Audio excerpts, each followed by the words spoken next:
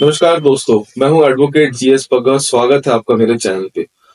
दोस्तों, अक्सर जो कई सारे क्लाइंट्स हमारे पास आते हैं वो डिवोर्स केस के लिए कि हमें एक डिवोर्स केस फाइल करना है।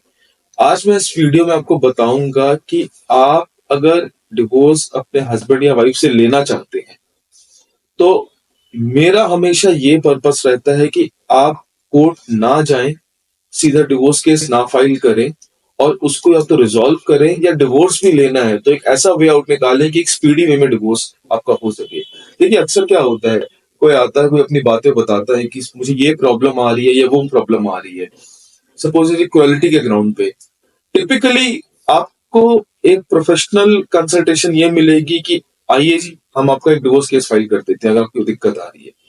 दोस्तों, ये गलत है, ये बिल्कुल गलत है। बहुत सारे ऐसे केसेस होते हैं जिसमें सीधा डिवोर्स केस बिना फाइल किए हुए भी आपकी प्रॉब्लम सॉल्व हो सकती है।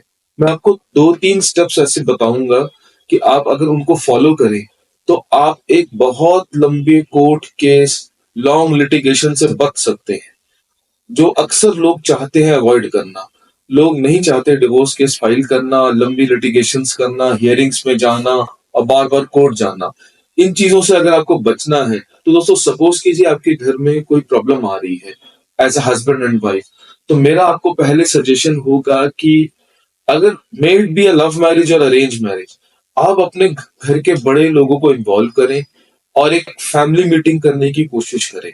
अगर आपको लगता है कि आप as a husband and wife talking terms में नहीं है, अगर आप दोनों टॉकिंग टर्म्स में हैं, तो आप किसी क्लोज फ्रेंड्स को या जो भी आपके बहुत क्लोज है उनको इन्वॉल्व करें और आपस में बैठ के बात करें और रिजॉल्व करने की कोशिश करें।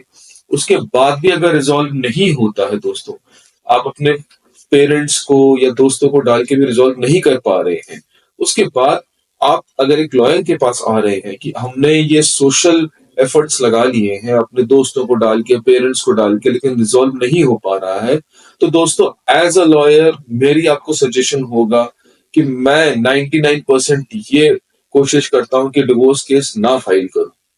मैं क्या करता हूं, मैं आपको पहले मोटिवेट करूंगा कि या तो आप एक लीगल नोटिस भेजें, आप अपने हस्बैंड को या वाइफ को एक लीगल नोटिस भेजें, प्रपोज्ड लीगल नोटिस, कि आपके क्या टर्म्स एंड कंडीशंस है, आप क्या क्या चाहते हैं। कई बार क्या होता है, बातें करते करते ना असर खत्म हो जाता है और नोटिस डालने से एक सीरियसनेस आ जाती है जिससे प्रॉब्लम सॉल्व होने के चांसेस हो जाते हैं। तो मेरा आपको सजेशन होता है लीगल नोटिस भेजने का पहले।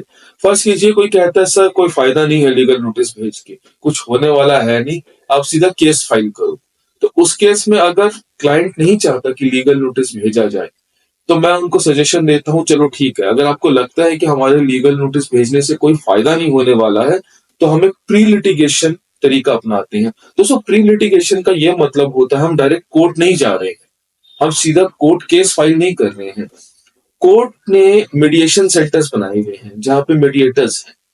उनमें हम क्या करते हैं, जाके एक एप्लीकेशन फाइल करते हैं, हम एक मीडिएटर अपॉइंट करते हैं और मीडिएशन सेंटर से नोटिस जाता है दूसरी पार्टी को, हस्बैंड या वाइफ को, कि आप आइए, आके बैठते हैं अक्रॉस द टेबल, दोनों हस्बैंड वाइफ बैठेंगे, वहां पे एक्सपर्ट मीडिएटर्स होते हैं कोर्ट के, और आप चाहें तो आप अपने लॉयर्स को भी इन्वॉल्व कर सकते हैं।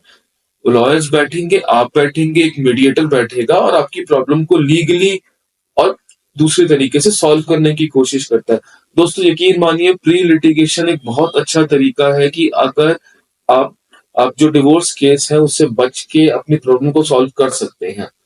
तो मेरा ये कहना है आपको कि अगर आप चाहते हैं अपने हस्बैंड या वाइफ से डिवोर्स लेना और आप एक लंबी लिटिगेशन नहीं चाहते हैं, आप जिसको हम अक्सर लोग कहते हैं सर हम कोर्ट के धक्के नहीं खाना चाहते, कोर्टों में कुछ होता नहीं है, डेट पड़ जाती है, 3 साल 4 साल तक कुछ हो नहीं रहा, हम फ्रस्ट्रेट हो रहे हैं, तो आप ऐसी शुरुआत ही मत कीजिए। आप ये प्री लिटिगेशन स्टेप लीजिए, नोटिस भेजिए, सोशल एफर्ट्स लगाइए, जब ये सब कुछ फेल हो जाए उसके बाद आप कोर्ट आइए।